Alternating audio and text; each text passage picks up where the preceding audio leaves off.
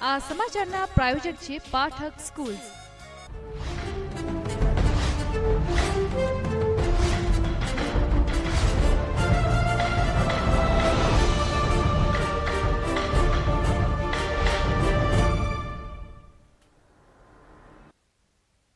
નમસ્કાર, હું પુલિન ગુજરાત ન્યૂઝમાં આપનું સ્વાગત કરું છું। સૌપ્રથમ જોઈએ મુખ્ય સમાચાર।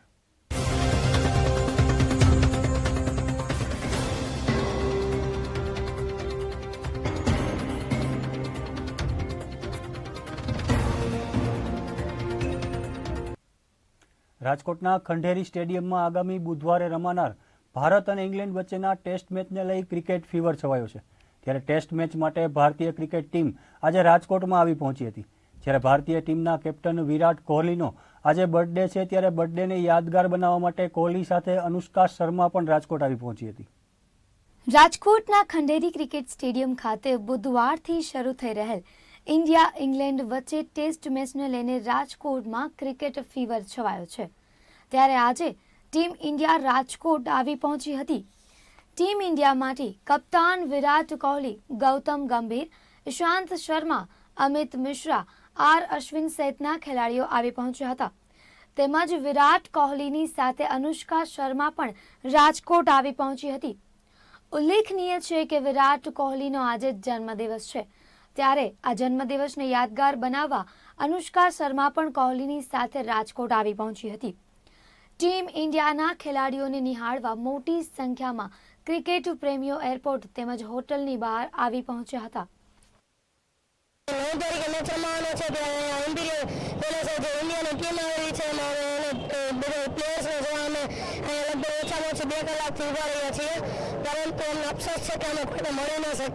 અમે અહીંયા ટીમ ઇન્ડિયાને જોવા માટે અમે 2 કલાકથી અહીંયા વેઇટ કરી રહ્યા છીએ, પણ અમે એને મળી શક્યા નહીં। અને ટીમ ઇન્ડિયા સારું પ્રદર્શન કરે એવી શુભકામના છે અને best of luck team India અને વિરાટ કોહલીને હેપી બર્થડે। ક્રિકેટર ગૌતમ ગંભીર સહિત ભારતીય ટીમના 4 ખેલાડીઓનું આજરોજ સવારે રાજકોટમાં આગમન થયું હતું। ત્યારે બપોરે કેપ્ટન વિરાટ કોહલી સહિતની ટીમ રાજકોટમાં આવી પહોંચી હતી। બીજી તરફ આજે વિરાટ કોહલીનો જન્મદિવસ છે, ત્યારે કોહલી અનુષ્કા શર્મા સાથે પોતાનો બર્થડે સેલિબ્રેટ કરશે। કેમેરામેન કેતન લખતરિયા સાથે કૌશિક બામટા, ગુજરાત ન્યૂઝ, રાજકોટ। આજે લાભ પાંચમ એટલે કે લાભ, જ્ઞાન અને સૌભાગ્યનો શુભ દિવસ છે। ત્યારે આજના દિવસે વેપારીઓ દ્વારા દુકાનમાં ધૂપ, દીપ અને તોરણ બાંધી પોતાના નવા વર્ષના વેપારનો પ્રારંભ કરવામાં આવ્યો હતો। ઉપરાંત આજે જૈનો દ્વારા જ્ઞાન પાંચમને લઈને સરસ્વતી આરાધના તેમજ રંગબેરંગી રંગોળી પણ બનાવવામાં આવી હતી તથા કાગળ પર કલમ મૂકી જ્ઞાનની પૂજા પણ કરવામાં આવી હતી। દિવાળી અને નૂતન વર્ષની ઉજવણી કર્યા બાદ લાભ પાંચમના પર્વે વેપારીઓ દ્વારા સારા મુહૂર્તમાં પોતાના ધંધા વેપારનો પ્રારંભ કરવામાં આવ્યો હતો। વેપારીઓ દ્વારા પોતાની દુકાનોમાં ધૂપ, દીપ અને તોરણ બાંધી પોતાના નવા વર્ષના વેપારનો પ્રારંભ કરાયો હતો, જેમાં નવા સોદાઓ અને મુહૂર્ત કર્યા હતા। એટલે કે લાભ પાંચમના દિવસથી પ્રારંભ કરેલો વેપાર લાભદાયી નીવડે છે।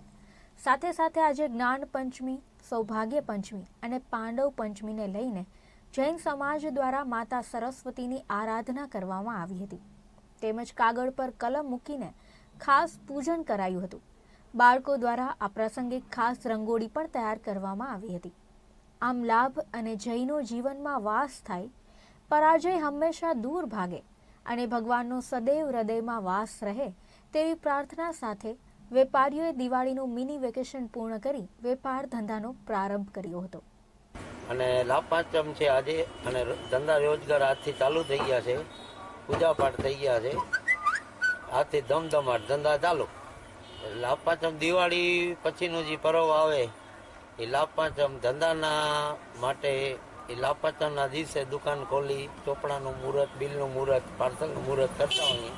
એટલે લાભ પાંચમના દિવસે બેસ્ટમાં બેસ્ટ દિવસ, આખું વર્ષ બધા માટે શુભદાયક બને એવી શુભેચ્છા। જ્ઞાન પંચમીના પર્વે જૈન મુનિઓ અને શ્રાવકો દ્વારા વ્રત કરીને જ્ઞાન પૂજન કરવામાં આવ્યું હતું। જ્યારે માનવ દેહ મળ્યો છે તે એક લાભ છે અને જેમાં મોક્ષના દાતા ગુરુ પણ મળ્યા હોય અને તેનાથી જે હરિનો સાક્ષાત્કાર થયો હોય તેને સૌભાગ્ય કહેવાય। આમ આજે લાભ, જ્ઞાન અને સૌભાગ્યનો સુભગ સમન્વય કરવાનો શુભ દિવસ એટલે કે લાભ પાંચમની આરાધના સાથે ઉજવણી કરવામાં આવી હતી. તો આ હતા અત્યાર સુધીના સમાચાર. વધુ સમાચાર માટે જોતા રહો ગુજરાત ન્યૂઝ. આ સમાચારના પ્રાયોજક હતા પાઠક સ્કૂલ્સ.